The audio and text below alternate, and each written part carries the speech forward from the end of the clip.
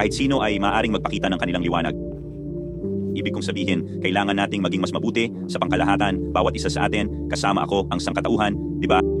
Tuwing lalabas ka ng bahay, tandaan mo na ikaw at ang isang tao, di ba, sa pamamagitan ng isang gawa ng kabaitan, di ba, ay maaaring gumawa ng pagbabago, Ibig kong sabihin, tumingin lang ako sa paligid, di ba, at ako ay pinagpala. Una sa lahat, ako ay pinagpala, di ba, lampas sa pag-unawa ng tao, lampas sa pag-unawa ng mundong ito, na magkaroon ng walang hanggang Diyos, na nagngangalang Haring Jesus at ang Espiritu ng Panginoon at ang walang hanggang kaharian, ang kaharian ng langit, na nabubuhay sa loob ko upang ilabas ang kanyang walang hanggang kapangyarihan.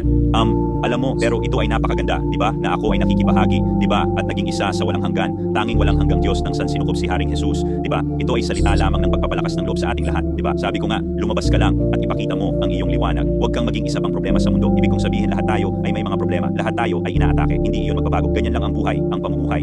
Pero hayaan ang iyong pananaw na magsimulang magbago at huwag mawala ang iyong pasasalamat.